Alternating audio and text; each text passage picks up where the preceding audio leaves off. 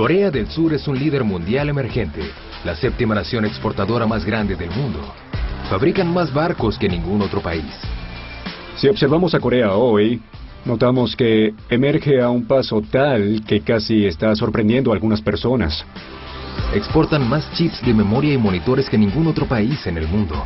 Las personas que conocen este país lo ven igual que nosotros.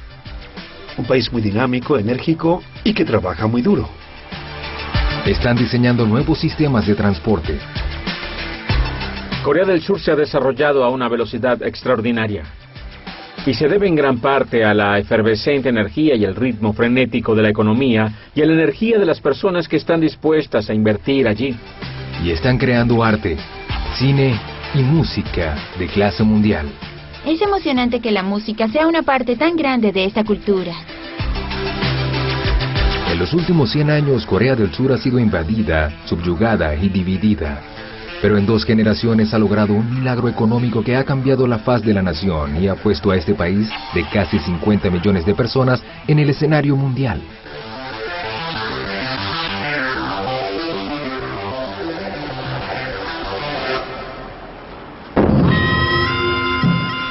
En el siglo VII, 3 reinos se unieron para formar Corea.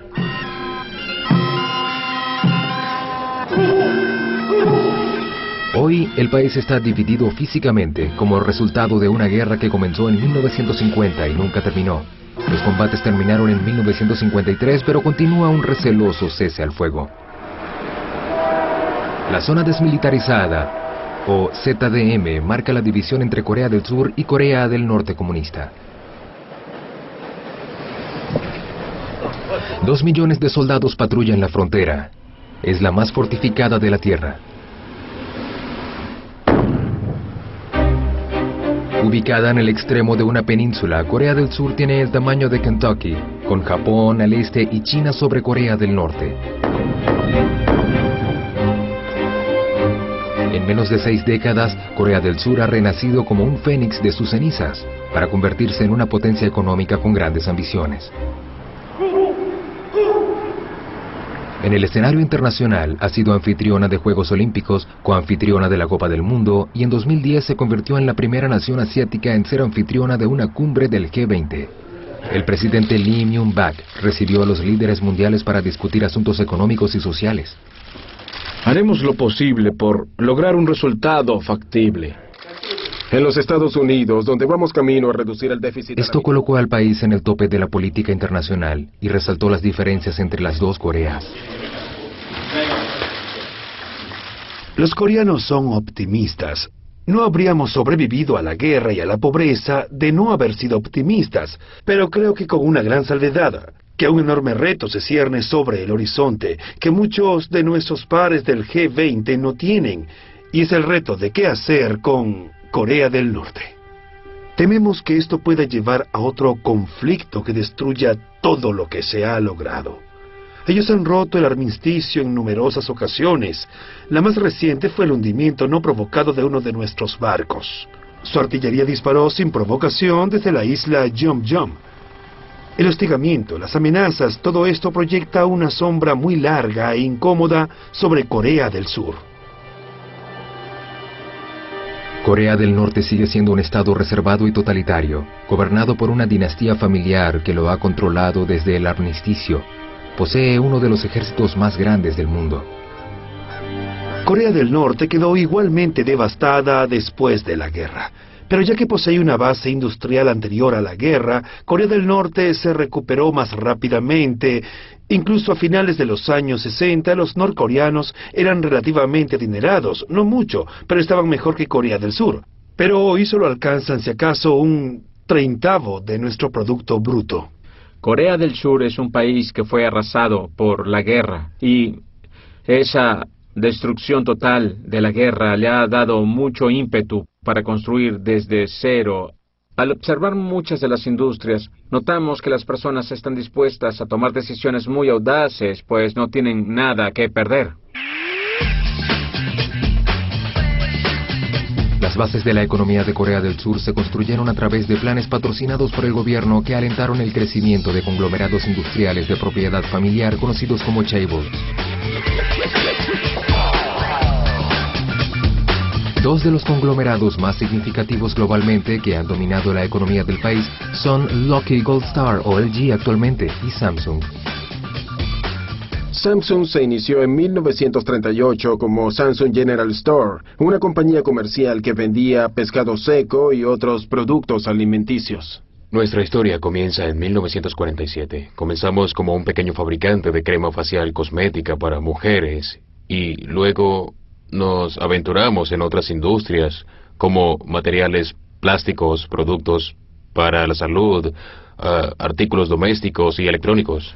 Después de la devastación de la Guerra de Corea de los años 50, Samsung comenzó a incursionar en nuevas áreas de negocios para ayudar a reconstruir la economía coreana. Entre ellas estaban, por ejemplo, los textiles y las refinerías de azúcar. Para finales de los 60, Samsung comenzó a aventurarse en la industria electrónica.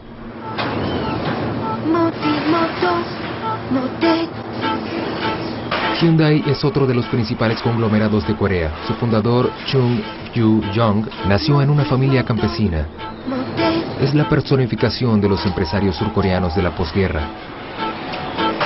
Hizo un recorrido por Europa. En primer lugar, aseguró varias órdenes de los griegos. Si era capaz de crear una industria de construcción de barcos, ellos se los comprarían.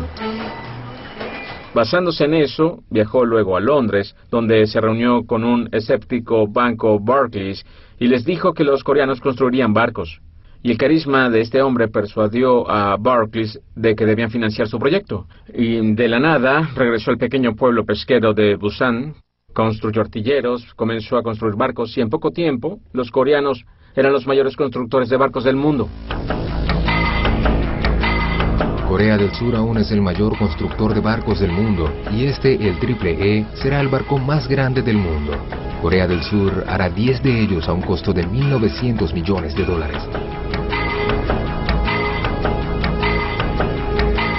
Tan largos como alto es el edificio Empire State y tan ancho como una autopista de 8 carriles, cada barco puede cargar 18.000 contenedores, suficientes para transportar 18 millones de televisores pantalla plana.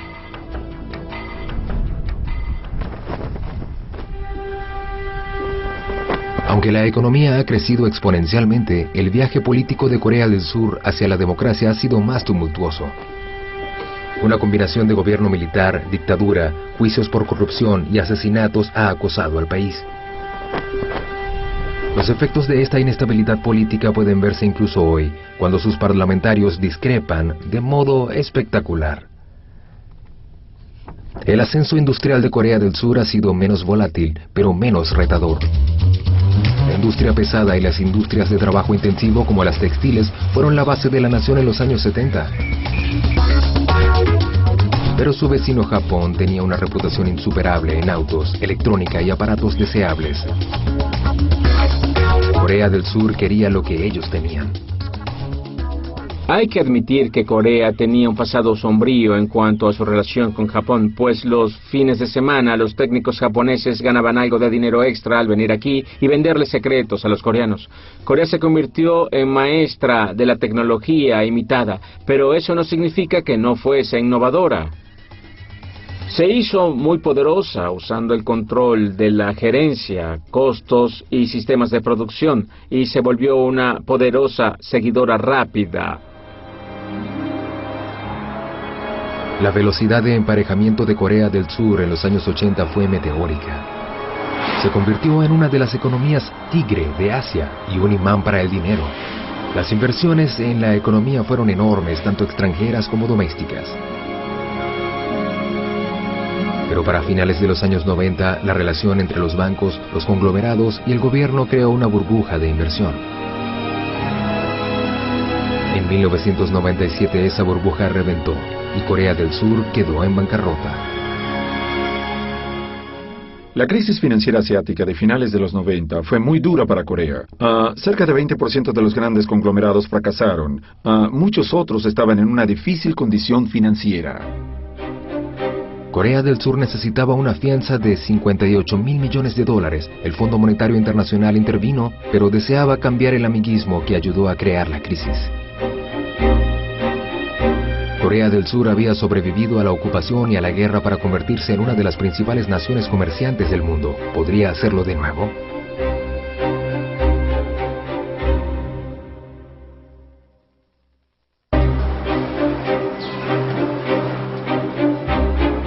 Al observar los brillantes autos que salen de esta línea de producción de Hyundai a una tasa de 12.000 por día, es difícil creer que hace 14 años Corea del Sur estaba en bancarrota. En 1997, para salvar la endeble moneda del país, 3,5 millones de coreanos donaron joyas y 227 toneladas de oro que hicieron descender el precio del oro a su nivel más bajo en 18 años. Pero ayudaron a recaudar más de $1.000 millones y demostraron cuán decidido estaba el país a reconstruir su fortuna. Existe una especie de camaradería, debo decir, y también una muy fuerte identidad nacional coreana. Este monumento simboliza el sufrimiento de las familias coreanas que no pueden regresar al norte desde el cese al fuego. Este país avanzó mucho y muy rápido. Tiene que ver con la separación de la otra Corea en la península y con el deseo de crear una Corea más grande, una presencia mayor en el escenario mundial. Creo que eso es lo que los impulsa. El préstamo de $58.000 millones del Fondo Monetario Internacional para salvar al país tenía condiciones. El sistema bancario fue reestructurado y los conglomerados sufrieron cambios. Hyundai era entonces parte de un grupo Hyundai mayor, tan diversificado que, a pesar de que tenía problemas, su supervivencia parecía muy sólida, y de hecho comprendieron que había buenas oportunidades para adquisiciones. Fue cuando pudimos comprar la mitad de Kia, que entonces era el segundo mayor fabricante de autos en Corea y estaba en gran peligro de fracasar. La compra de Kia y la reorganización que siguió a la crisis económica convirtieron a Hyundai de un pequeño fabricante de autos a ser el quinto mayor del mundo. Un largo camino desde el primer auto de la compañía, el Pony.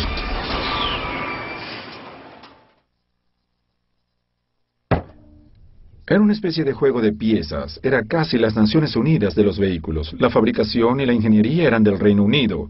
El diseño vino de Italia. El motor vino de Japón. Era producido aquí. Era un pequeño coche de 5 puertas que comenzamos a exportar al resto del mundo. Al crecer Hyundai Motors, también lo han hecho sus ambiciones.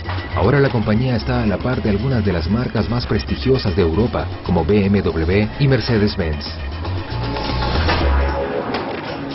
La ambición era producir vehículos. Si los construyes, se venderán. Pronto descubrimos que si construyes demasiados, puedes perder de vista el control de calidad. Así que en 2000 retrocedimos y dijimos, ya no nos concentraremos en el volumen, lo haremos en la calidad. Y pasamos los últimos 10 años reevaluando el significado del éxito.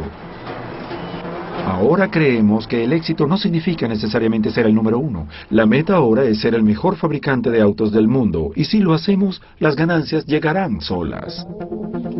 Cuando Samsung tuvo problemas con el control de calidad, eligieron un modo diferente de enfrentarlo. En 1995, cuando se halló una falla en algunos teléfonos inalámbricos en la planta de Gumi, el presidente ordenó reunir a 2.000 ejecutivos para una ceremonia. Y en esa ceremonia, estos teléfonos inalámbricos y otros aparatos fueron destruidos de modo ceremonial. Esto se hizo para enfatizar y señalar un cambio real en el modo que enfrentamos el control de calidad.